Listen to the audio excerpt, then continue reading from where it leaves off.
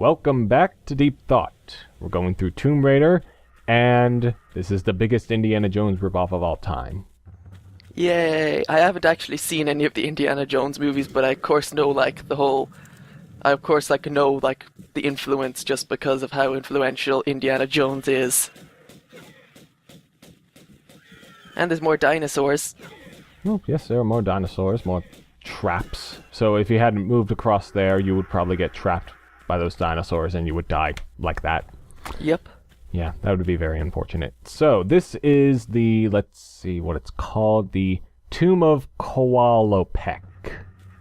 I believe I pronounced that correctly. I like the color scheme. Yeah, it's a very nice color scheme. It's still kind of dark in places, but it works. Yeah. So this is the place where the piece of the scion is, which is the artifact that Laura is looking for. In order to get there, you have to go into these 3 areas and find 3 levers in order to get to the room where the scion is. Cool. So this is the first part. That lever up there, which is where the full floor fell through, that lever doesn't do anything. Okay. It's just a trick. Yeah, it's just a trick. When I first played this, I was like, oh god, how do I get to that lever? I know it does something. It has to do something. Yeah. It doesn't do anything. I like that there's skeletons on the floor. Boned.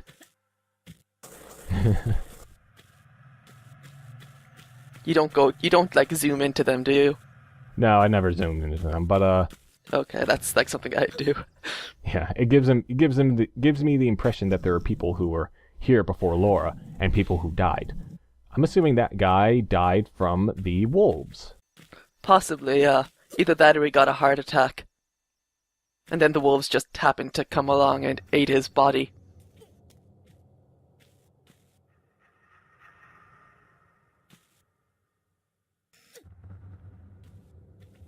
Some interesting wall textures there of Yeah. weird figures. I believe we're in Argentina, so I mean, I don't know a lot about Argentina, but I don't know, maybe they have a bunch of areas with weird figures on them. Maybe. So now we got the first. Waiting. I'm still waiting to find. Sorry, I'm still waiting don't to. worry. Sorry, I'm still. I'm still waiting to find the mural with Supersonic and Perfect Chaos. Ah, yes, of course, because that is definitely in this one. We're gonna be seeing that very soon. Maybe, Awesome. Probably not, definitely not. Nope. The final boss is Perfect Chaos. So this next area is quite simple. Just got to push a couple blocks in order to get to the next lever. I was actually kind of confused with this one because I pushed the block all the way down and I'm like, okay, what do I do next? I hadn't noticed that this block right here is actually movable as well because the texture on it looks very similar to the wall textures too. Yeah, the only way I can kind of see that you'd know these are movable is because they're slightly darker. As you can also see, there are like certain symbols which kind of represent which room that you're in, and it's a nice little touch. Not too sure what they mean, but Yeah. Those are spikes down there. Don't fall on the spikes; they'll kill you. Yeah. This place reminds me of the Death Chamber. Death Chamber, Death Chamber, Death Chamber. Death Chamber, Death Chamber, Death Chamber. Which one was that?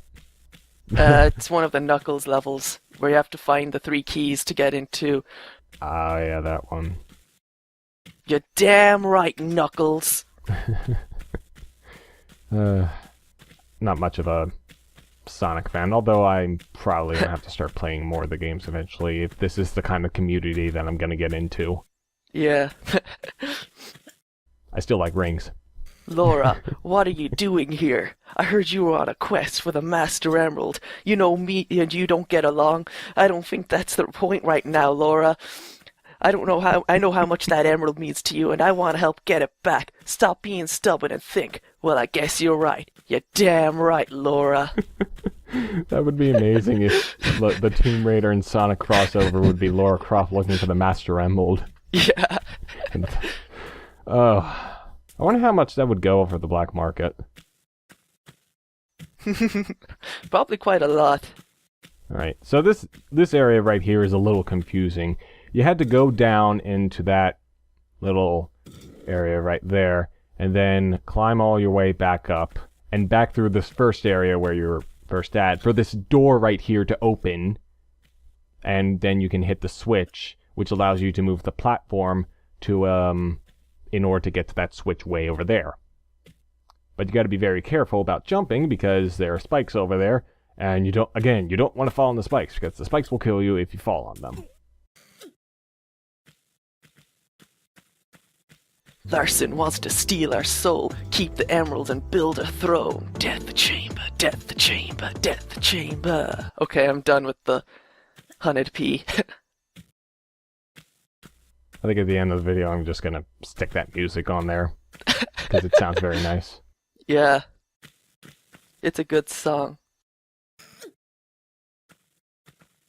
This part is just kind of, again, switching with the switches and the switches. Because it's all about the switches. Because Tomb Raider is all about switches. Yeah. Yeah, and this is one of the more difficult parts of the level, because, again, if you fall, then you can either fall on the spikes, again, they'll kill you, but if you fall into that little area there, there's no way of getting back up, and except just going back there, and it's just a waste of time, and yeah. It's kind of frustrating, but it works. Looking at the spikes and then seeing Lara Croft's boobs, there's very little difference between the shape. Like, she could probably stab someone with those boobs, considering how sharp they are. Let's see. I think she was made with 570 polygons, so that could indicate something. They are very triangular.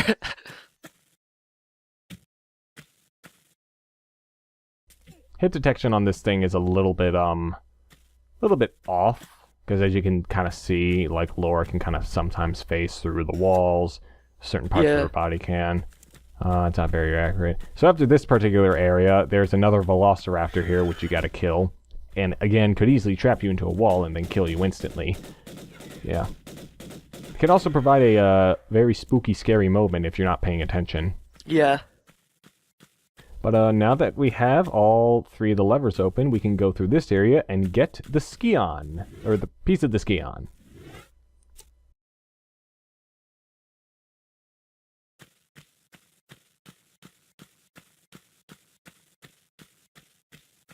This is a nice little great hall here, except there are some more traps waiting for Laura. These little things here, which I forgot to mention in the first episode, they don't do a whole lot of damage. Yeah. I mean, as long as you're not standing in front of one and just repeatedly getting hit by it. I get you. So this room right here has not one, but two secrets. That was the first one, just finding it, but the second one is right below the area we're standing right here. As you can see, there are a bunch of spikes, but you can fall in this, that little spot right there and get the little magnum bullets. Nice. Yes. Now you're probably wondering, how do we get out of here? Well, you can't fall on the spikes, but you can walk through them. Oh, okay, that's fine. I like how they're all covered in blood, as if people have fallen in them before. And like, quite a good amount of people must have fallen in them before, and what's she doing? Very graceful, Laura. 10 out of 10. Very nice. Yeah. If you hold down the control key while you're climbing up a ledge, you can do that. And that was something I didn't know when I was recording this, so that was a nice little surprise. Awesome. Of course, you can always do that, so if you just keep doing it over and over again, it's just going to waste more time. Holy Indiana Jones. Yes. There's a dead king. I don't know how he died, just probably old age, but this is the first piece of the scion, and something interesting about this. Do do do do do do do do do do do do do do. Oh yeah, you remember when you asked if there were any rolling Yes, I boulders figured it was here? going to happen here. Yeah, there's a rolling boulder right there. I knew it was going to happen there because Indiana Jones. And it just keeps on going. Oh yeah, now I remember. There's a kind of a glitch where you can actually get two pieces of the scion. If you pick up that scion back there, and then you die, and then you reload a save, but after you save after you pick up the scion will reappear, and you can pick that one up too. So then you'll have two pieces of the scion. Oh, cool. Mm-hmm. There's not Can really you do it a third time? You can do it as many times as you want. And if you get all three, can you, like, beat the game or something? Actually, no. Like, since you die... Well, since you have to die after, Well, actually, no, I've never tried that. I'm gonna have to try that now. I'm not sure how the game works. Like, when you get... Do you have to, like, collect a certain amount of scion pieces to, like, beat the game? Well, I mean, the game is kind of set for, like... Like, the scions, she was... I mean, this particular scion glitch is just the same one over and over again. She has to find the other two unique scion pieces. Oh, right. Yeah, that makes sense. It is a linear game, I think, isn't it? Yeah, it's quite linear. So this is the guy who was in the introduction cutscene, the one who approached us about the job in the first place. Not the guy who hired us, but the guy who approached us. He's a kind of a Western kind of person, and... This is the first instance of human combat in the game, and it's basically a matter of... Kill him. Yes, kill him first before he kills you. Shoot him in the dick! You have my total attention now. I'm not quite sure if I've got yours, though. Hello? I'll heal and hide you to a barn door yet. Of course. Fucking hick. It's a nice little blood texture that he has on his arm. Yeah. Kinda tell he's injured. We're talking about the artifact here? Damn straight we are, right up. Hold on. Yeah, this guy's voice acting is not Academy Award winning. Where's the rest? He sounds like a fucking prick. He is a prick. You ain't fast enough for him. So you think all this talking is just holding me up? So what he's saying is that there's another guy that was sent to find another piece of the scion, and now Laura's gonna go after that guy instead.